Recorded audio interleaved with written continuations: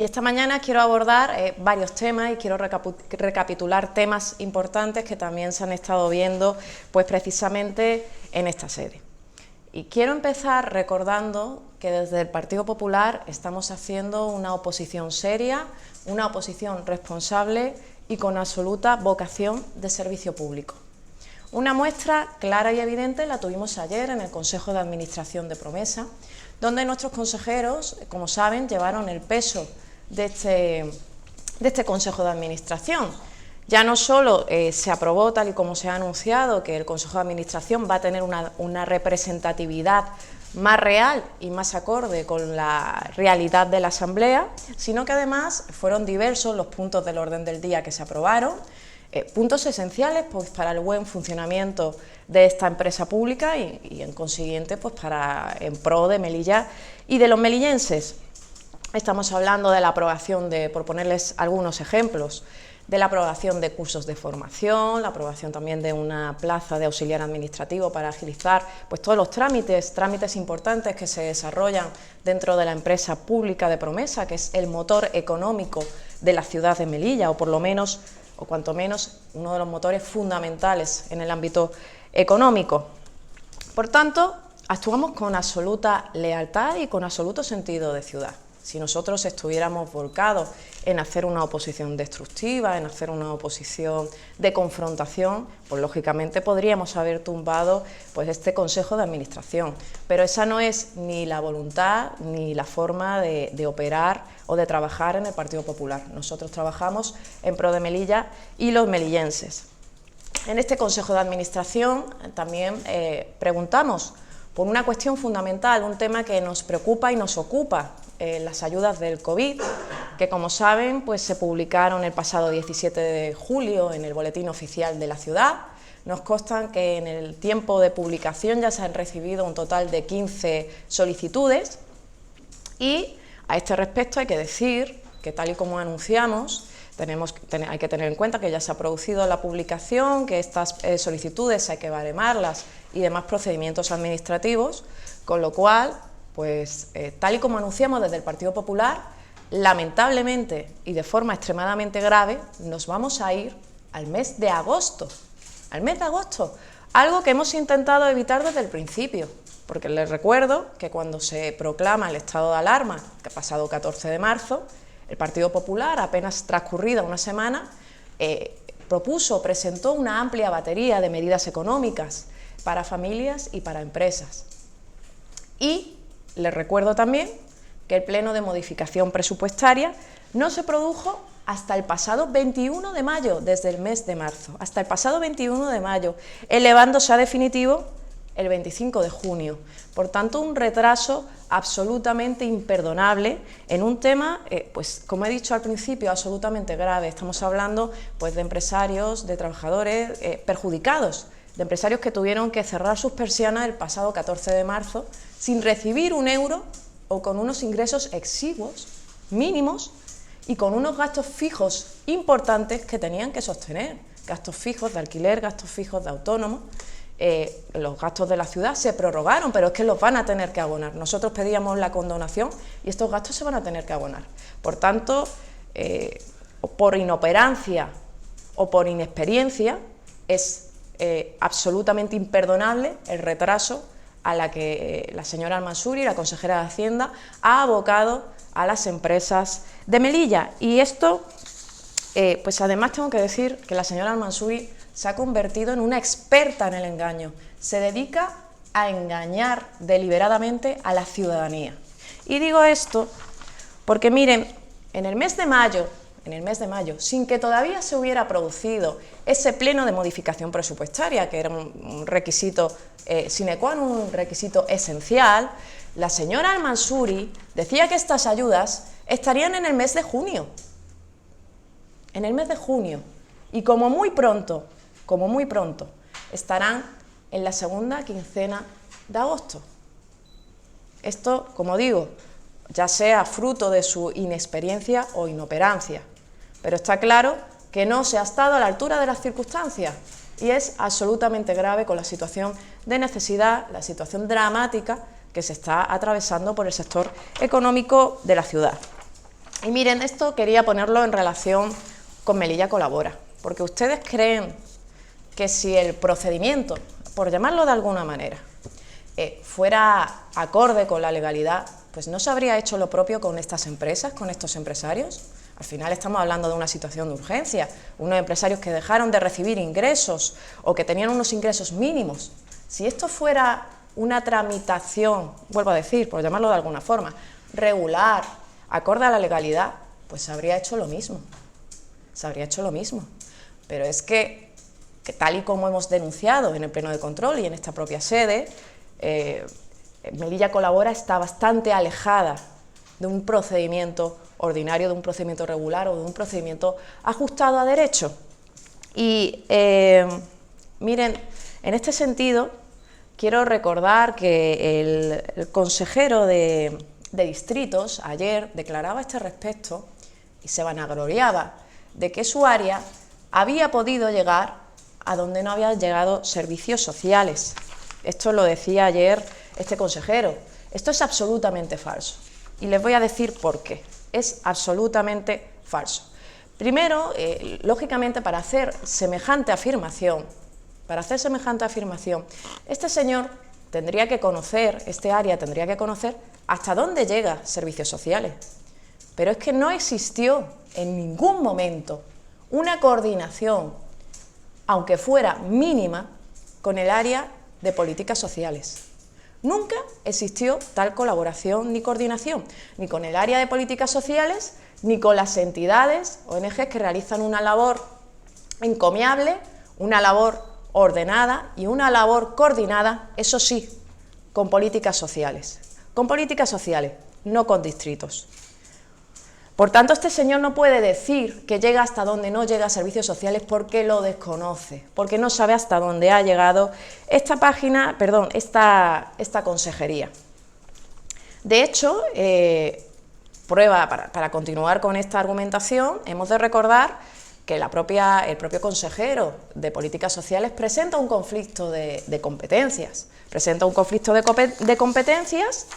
Y además, esto ayer se mostró en esta sede, pues también a través de una nota oficial comunica que la única página oficial es la de covid19melilla.es. La única página oficial. Esto es un comunicado oficial de la Consejería de Economía y Políticas Sociales. Claro, es que es inaudito la situación que se da en Melilla, donde una misma administración tiene dos páginas exactamente para lo mismo. Por tanto, como ven, absolutamente falso esas afirmaciones de que han llegado donde no podía llegar servicios sociales, porque eso no lo podía conocer y de hecho han hecho una política bastante desordenada. Y a sensu contrario, sí quiero reconocer en nombre del Partido Popular pues la celeridad, el orden, la labor que se ha realizado conforme a los procedimientos existentes, con la labor de los propios técnicos, desprovistas de populismos, sin autoproclamarse un falso Robin Hood, como es el caso de CPM, con estas políticas populistas. La labor que han hecho los servicios sociales, en coordinación con las distintas ONGs de la ciudad, gracias a la cual se han ayudado a miles y miles y miles de familias, como digo, con celeridad y con los procedimientos técnicos y recursos perfectamente ajustados. No en vano, pues la Consejería de Políticas Sociales es heredera pues, de la robusta estructura que dejamos preparada desde el Partido Popular en materia de bienestar social. A sensu contrario, pues nos hemos encontrado una Consejería de Distritos donde la tónica ha sido pues, la falta de procedimiento y el descontrol absoluto del dinero público. Miren, esto se ha basado única y exclusivamente, para que todos los melillenses me entiendan, en poner una web a disposición donde se podría haber apuntado el señor Aberchán o el señor Marín y haber sido beneficiarios porque no había la más mínima comprobación. Ese ha sido el sistema, con lo cual nos hemos encontrado, o se pueden encontrar fácilmente, familias que habrán visto esos recursos duplicados, triplicados, cuadriplicados y familias sin recursos, porque esto ha sido unas políticas sociales, entre comillas, desordenadas, populistas, y sin priorizar, sin el más mínimo control, que al final pues no conducen a buen puerto, más propia de países como Venezuela que de España. Y miren, continuamos con los engaños de la señora Al-Mansuri, que como decía al principio, parece que se ha vuelto una experta en el engaño y además es muy grave porque está mintiendo a todos los melillenses. Recordamos el asunto que popularmente se ha denominado Buotassi.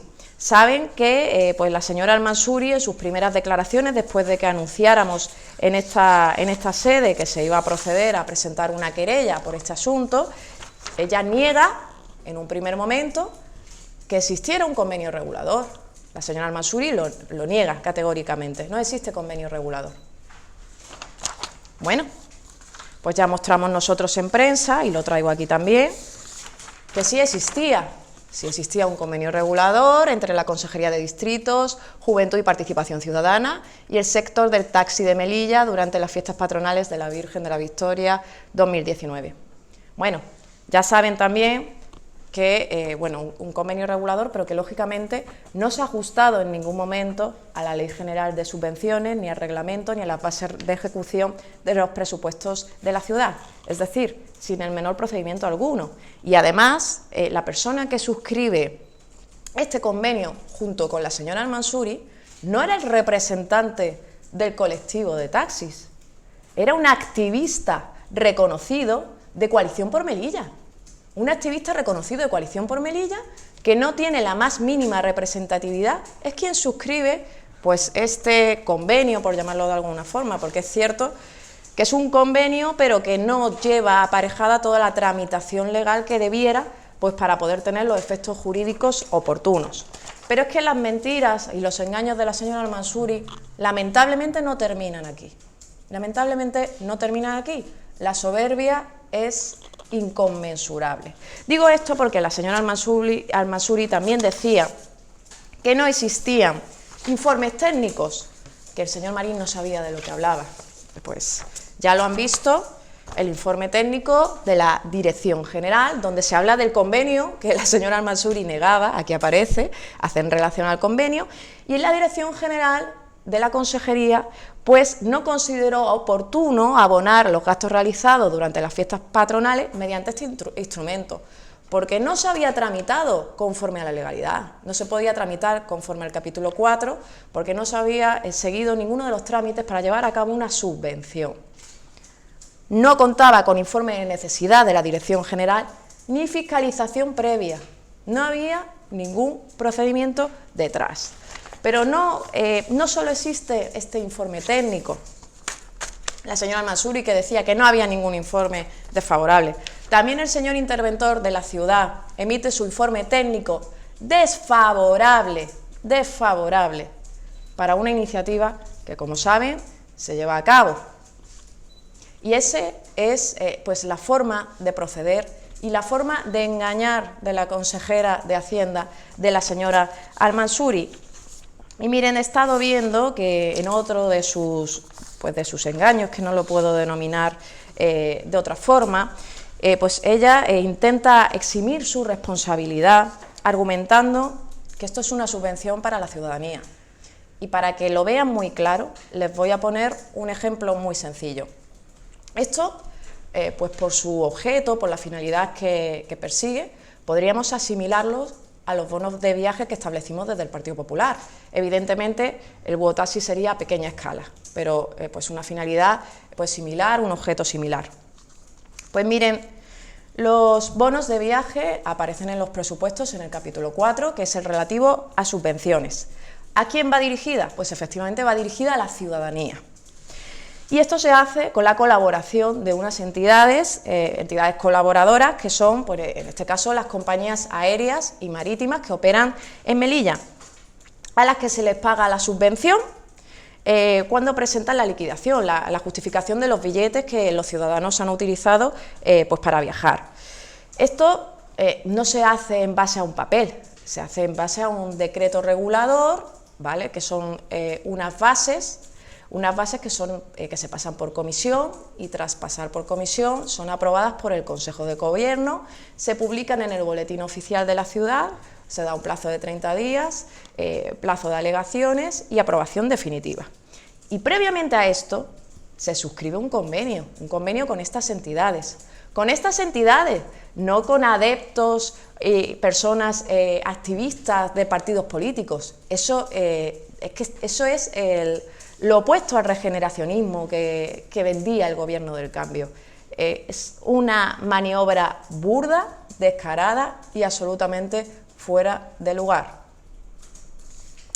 Miren, en definitiva, en el Buotassi la señora Al-Mansuri ha actuado con un temerario desprecio a la legalidad, a los procedimientos y, como ven, con informes técnicos no acordes a la actuación de esa consejera, de la señora Al-Mansuri. Lógicamente, esto lo va a tener que decir un juez, pero presuntamente estaríamos ante una prevaricación, además diría una prevaricación de libro, por el desprecio absoluto a la legalidad, a los procedimientos, carencia absoluta de procedimientos, carencia absoluta del menor rigor y además, como he dicho antes, con informes técnicos contrarios. Por tanto, la señora Al-Mansuri va a tener que dar explicaciones muy pronto sobre este tema y, bueno, sobre todo los que hemos ido anunciando. Quiero finalizar diciendo que el Partido Socialista tiene aquí una decisión muy importante. Tiene que decidir, son corresponsables políticos y tienen que decidir si van a ser corresponsables en todo tipo de responsabilidad que se pueda depurar ante este tipo de prácticas irregulares, de prácticas oscuras, de prácticas que evidentemente sobrepasan el marco legal. Ellos van a querer compartir este tipo de responsabilidad con sus socios de gobierno, con Coalición por Melilla, porque esto al final no deja de ser un órgano colegiado. La responsabilidad es absolutamente compartida y con su silencio y su presencia en el gobierno están respaldando este tipo de praxis. Y bueno, sí termino ya también con otro mensaje hacia el Partido Socialista y recordándoles pues que hace aproximadamente un mes, como saben, ya se anunció aquí también, nosotros presentamos una batería importante de medidas económicas ante la situación de incertidumbre, ante la situación grave que está atravesando la ciudad de Melilla, como saben, con una aduana comercial cerrada de forma unilateral, la frontera también, y lógicamente pues el modelo económico de la ciudad se tiene que reorientar y tenemos que trabajar para el presente y el futuro de la ciudad de Melilla. Entonces, en esa batería de propuestas ustedes saben que pues, se presentaba, por ejemplo, la creación de una zona franca, la entrada a la unión aduanera, el proyecto de ampliación del puerto, y entre otras. Quiero decir, estamos pendientes, nuestro deseo es poder llevar estas iniciativas de la mano con el Partido Socialista, con el peso que tienen nuestras fuerzas políticas a nivel nacional, contar con ese consenso para, en definitiva, trabajar en pro de Melilla y en pro de los melillenses. Nosotros estamos con la mano tendida, con vocación de servicio público como siempre, y con nuestro compromiso por Melilla. Por eso le reiteramos al Partido Socialista la importancia de estas medidas, nuestra predisposición al diálogo, al consenso y a poder llevar esto a Madrid para que finalmente pues, podamos solventar y paliar pues, la situación económica que estamos atravesando en nuestra ciudad, para garantizar, vuelvo a decir, el presente y el futuro de nuestra ciudad y de los melillenses.